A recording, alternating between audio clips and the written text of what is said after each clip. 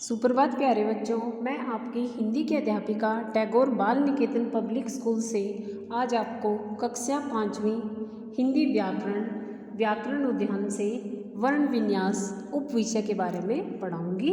पिछली वीडियो में हम भाषा, लिपि और व्याकरण के बारे में चर्चा कर चुके हैं। आज हमारा उप विषय है वर्ण विन्यास। वर्ण किसे कहते हैं? आप जानते हैं कि वर्ण भाषा की सबसे छोटी इकाई है। वर्णों को अक्षर भी कहा जाता है। जो वर्ण हैं उनका दूसरा नाम अक्षर भी है। वह छोटी से छोटी ध्वनि जिसके हम टुकड़े नहीं कर सकते वह वर्ण कहलाती है। इनके व्यवस्थित समूह को वर्णमाला कहते हैं। वर्णों के मेल से ही शब्द बनते हैं। जैसे स प्लस उ, र प्लस अ प्लस ज प्लस अ, सूरज, क अ म अ ल अ, कमल। हिंदी वर्णमाला में दो प्रकार के वर्ण हैं, स्वर और व्यंजन। स्वरों की संख्या 11 है। स्वर कितने होते हैं? 11 हैं। अ, आ, ई, उ, री, ए, ऐ, ओ, औ।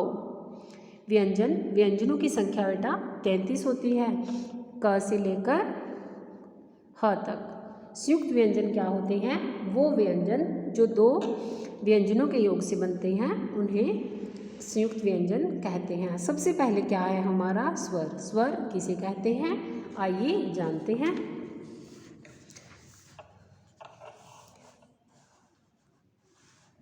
जिन वर्णों का उच्चारण बिना किसी रुकावट या बिना किसी सहायता से किया जाता है उन्हें स्वर कहते हैं। स्वर वो शब्द होते हैं जो आपके मुख से, ऐसी ध्वनियों को स्वर कहते हैं जो आपके मुख से बिना किसी सहायता से बाहर निकलती हैं। व्यंजनों के उच्चारण में स्वरों की सहायता लेनी पड़ती है। जो व्यंजन होते हैं वे क्या होते हैं? प्रतंत्र होते हैं, और जो स्वर होते हैं वे स्वतंत्र होते हैं। परंतु जो व्यंजन होते हैं उनको उच्चरित होने के लिए, बोलने के लिए, उनका उच्चारण करने के लिए हमें स्वरों की सहायता लेनी पड़ती है। जैसे स्वरों के भेद, ह्रस्व स्वर ये 4 हैं। ह्रस्व के 3 भेद होते हैं, ह्रस्व स्वर, दीर्घ स्वर, प्लुत स्वर। आपकी बुक में आपको 2 ही के बारे में बताया गया है, क्योंकि जो प्लुत स्वर है उसका प्रयोग हमेशा संस्कृत भाषा में ही अधिकतर किया जाता है। ह्रस्व स्वर कितने होते हैं? 4। अ, ई, उ, री। ह्रस्व स्वर क्या होते हैं? जिनको बोलने में कम से कम समय लगता है उन्हें ह्रस्व स्वर कहते हैं। दीर्घ स्वर क्या होते हैं? जिनको बोलने में ह्रस्व से 2 गुना यानी अ, और फिर आप बोलते हो आ, तो आप में कितना समय लगा? आ में आपको ज़्यादा समय लगा है, इसलिए आपका क्या है? ये जो ह्रस्व स्वर होते हैं इनकी संख्या 4 है, और जो दीर्घ स्वर हैं इनकी संख्या कितनी होती है? 7। अब है हमारी मात्राएं। मात्रा किसे कहते हैं? स्वरों को व्यंजनों के साथ मिलाकर लिखा जाता है, इसके लिए निर्धारित चिन्ह मात्राएं कहलाते हैं। अब हम जानेंगे व्यंजन के बारे में। व्यंजन किसे कहते हैं और व्यंजन की संख्या कितनी होती है, जिसके बारे में आप कक्षा 4 में भी जानकारी प्राप्त कर चुके हो। जिन वर्णों के उच्चारण में स्वरों की सहायता लेनी पड़ती है उन्हें व्यंजन कहते हैं। इनकी संख्या 33 है।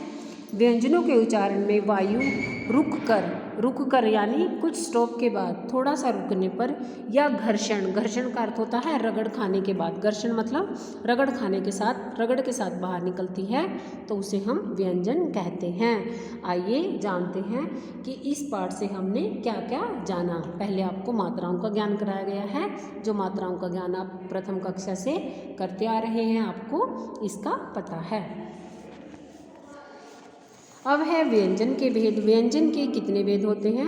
व्यंजन के 3 भेद होते हैं। स्पर्श व्यंजन, स्पर्श मतलब जो आपके, जब आप किसी भी वर्ण का उच्चारण करते हैं तो वो आपके कंठ, तालु, मुद्दा, दांत, ओष्ठ यानी होठ को छूते यानी स्पर्श करके, टच करके निकलते हैं, उन्हें स्पर्श व्यंजन कहते हैं।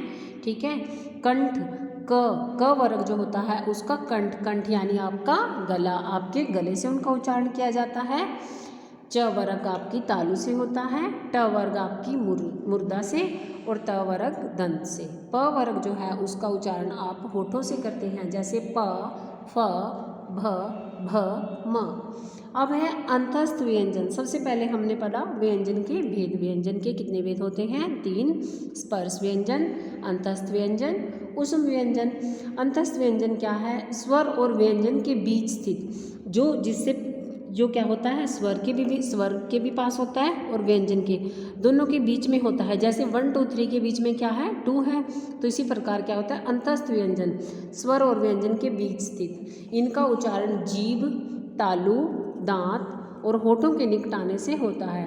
सांस में रुकावट कम होती है। ठीक है, जब हम वर्ण का उच्चारण करते हैं तो हमारी जो सांस की रुकावट है वह कम होती है। अंतस्थ स्वर 4 होते हैं, य, र, ल और व। ऊष्म व्यंजन किसे कहते हैं? ऊष्म व्यंजन इनके उच्चारण के समय ऊष्मा यानी गर्मी, ठीक है, पैदा होती है। ये 4 हैं, स, श, श और ह। ठीक है। आगत व्यंजन क्या होते हैं? अरबी, फारसी और अंग्रेजी भाषाओं से आए शब्दों के सही उच्चारण के लिए हिंदी में नुक्ता लगाया जाता है। अब नुक्ता का प्रयोग जो है कम हो चुका है। संयुक्त व्यंजन क्या होते हैं? ये 2 व्यंजन 2 वर्णों के संयोग से बनते हैं, जैसे कक्षा। ठीक है, क्ष का योग आप देखोगे क प्लस श के योग से क्ष बना है, जो क्षत्रिय वाला क्ष होता है। त्रैसी त्रिशूल होता है, वह किस किस के योग से बना है? तय और रह के। ज्ञान, जो ज्ञानी वाला ज्ञ होता है वह जय और घय।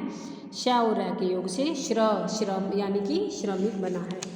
द्वित्व व्यंजन क्या होते हैं? 2 समान व्यंजनों से मिलकर द्वित्व व्यंजन बनते हैं। अब है हमारा वर्ण विच्छेद। वर्ण विच्छेद किसे कहते हैं? प्रत्येक वर्ण को अलग अलग करके लिखना वर्ण विच्छेद कहलाता है। जैसे कमल, कोयल, क प्लस ओ प्लस य प्लस अ प्लस ल। आपने एक बात वर्ण विच्छेद करते हुए विशेष बात क्या ध्यान रखनी है? ये देखो क के नीचे क्या है? ये इसको हलंत बोलते हैं। जब भी हम वर्ण विच्छेद करते हैं तो सबसे पहले क्या होता है? जो भी व्यंजन शब्द आते हैं उनके नीचे आपको हलंत करना है और उसके आगे जो भी वर्ण आपका बोलता है, जैसे कोयल में आपका कै के बाद क्या बोल रहा है? ओ, तो आपने प्लस का निशान डालकर उसको लिखना है। ये आज हमने जाना पाठ में, यानी कि आज हमने पाठ 2 से क्या क्या पढ़ा। भाषा की सबसे छोटी इकाई को हम वर्ण कहते हैं। वर्ण के कितने भेद होते हैं? 2। स्वर और व्यंजन। वर्णों का समूह क्या कहलाता है? वर्णमाला। ठीक है, आगे स्वरों की संख्या 11 और व्यंजनों की संख्या 33 होती है। घर पर रहें, सुरक्षित रहें और पाठ 2 का अभ्यास स्वयं खोजें। धन्यवाद प्यारे बच्चों।